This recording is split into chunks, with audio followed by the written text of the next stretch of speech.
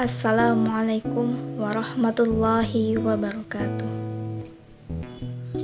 Innal hamdalillah nahmaduhu wa nasta'inuhu wa nastaghfiruh wa na'udzu billahi min shururi anfusina wa min sayyiati a'malina. May yahdihillahu fala mudhillalah wa may yudhlilhu fala hadiyalah.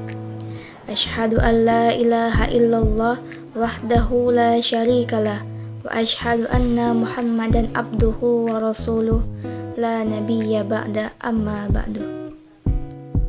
Pertama sekali, marilah kita bersyukur kepada Allah Subhanahu wa Ta'ala yang telah melimpahkan rahmat dan karunia-Nya kepada kita semua.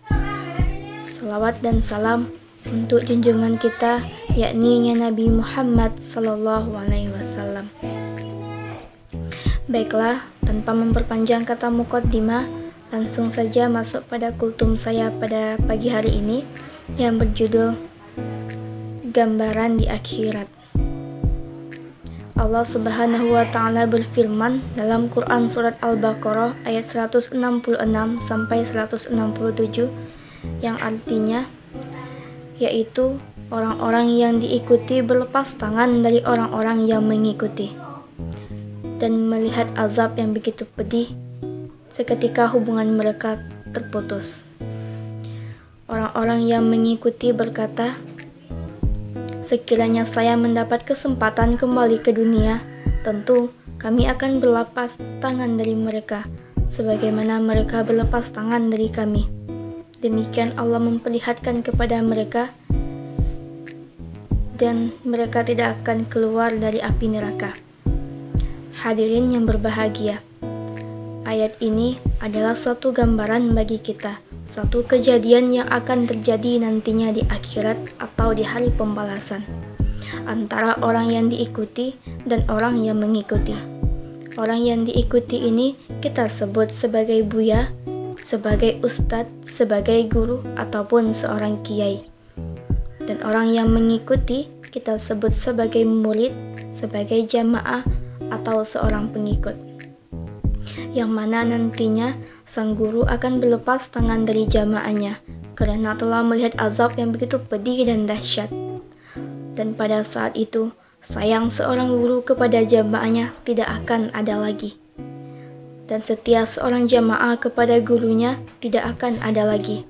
Bermacam-macam janji, bermacam-macam sumpah yang diucapkan ketika hidup di dunia, namun sang guru tetap akan berlepas tangan dari jamaahnya. Dan pada saat itu, tolong-menolong tidak akan ada lagi.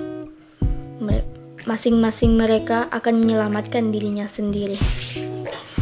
Beginilah yang akan hadirin yang berbahagia. Dan setelah hubungan mereka terputus, maka para jamaah berkata, sekiranya kami mendapat kesempatan kembali ke dunia, tentu kami akan berlepas tangan dari mereka, sebagaimana mereka berlepas tangan dari kami, ucapnya sambil menyesal. Beginilah nantinya di akhirat, apabila sang jamaah asal ikut-ikutan dalam beragama. Maka dari itu, justru itu, marilah kita menyesal sekarang daripada kita menyesal nantinya. Beribadah dalam Islam tidak ada pilihannya. Beribadah dalam Islam hanya menurut ketentuan yang telah ditetapkan Allah dan Nabi-Nya dan Nabi Muhammad SAW. Rasulullah SAW menyatakan dalam sebuah hadis yang berbunyi, maka na min amri dinikum fa ilayya wa maka na min amri dunyakum fa antum a'lamu bih.